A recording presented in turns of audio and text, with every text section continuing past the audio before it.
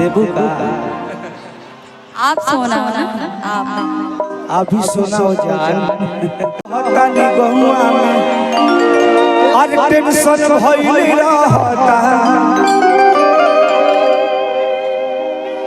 जानी टीवीशन में बन के पोजीशन में अरे फेरा में सभे रहता कि बनी काचे अभी हम न ताने जान देखी डरे लागी हो का कहता रहो ए सोना की ढोढ़ी में पानी तहरा ओढ़ लागी हो जानो अरे की पूछी हो जवानी तोहार चढ़े लागी अब एगो गाना प्रमोद प्रेमी यादव जी ने ढोड़ी पे पानी एगो गाना भी हमरे राजू भैया रिंकू भैया की ओर से लाखों लाखों रुपया पुरस्कार ये रुपया प्यार उड़ता लाखों प्यार हाँ जी कि जब जब छुआला ओहो अरे हंसू घुराई अरे पूजी हो जवान भइलू माता कबवाई ई गाना हमार प्रमोद प्रेमी एंटरटेनमेंट पे छोटन मनीष जी के लिखल गाना रिलीज बा आप सब सुनब प्यार से बात अरे कि सोना हर चुमा मिठाई ले खाना सैकड़न गाना आप सबों ने 500 मिलियन लिया है, कुछ गाने 1000 मिलियन पुण्य वाले हैं। सुनेंगे गाना कि सोना तो हर चुमा मिठाई लिखा कि चाचा नहीं मनोरंजन नहीं मांगे अच्छा अरे कि चाचा नहीं मनोरंजन नहीं मांगे अरे सोना का हर चुमा मिठाई ले देबू का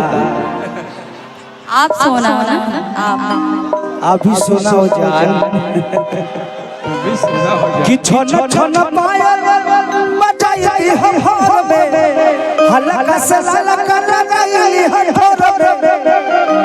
अरे कि ओढ़ी एक साल माला चले गई हम अरे वो भी एक साल माल चल जाए घर में कि सुना करे जा इहो गाना अरे कि छन छन पायल बजाई हम हर में हलका से हलका लगाई हम हर में छन छन पायल बजाई हम हर में हलका से हलका लगाई हम हर में अरे वो ही एक साल माल चल रहे अरे वो ही एक साल माल चल रहे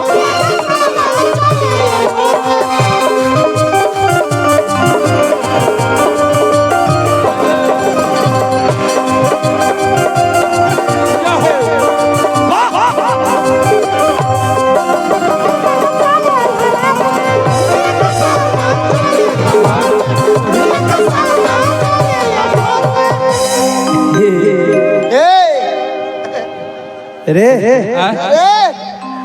ई मौसी के लइका ई हल्ला ए धर्मेंद्र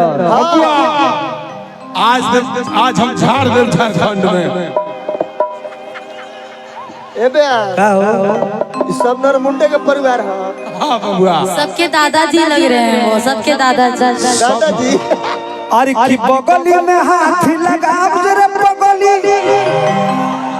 अरे धोले न हाथ के सूर बड़ी मशहूर बा अरे कि महाचाची ही भरपूर बड़ा मशहूर बा बगली में हाथ लगाओ रे पगली धोले न हाथी के सूर बड़ा मशहूर बा बाप रे बाप हाय हाय हाय बुझाई एकरा बुझाई कि फॉर्च्यूनर के हैंड ब्रेक धइले बानी रे नरमुंडा भाई एगो गाना आप सबको सुनाई भाई एगो मेहरारू अपना मर सक पते रजौ जब भी तू पढ़ के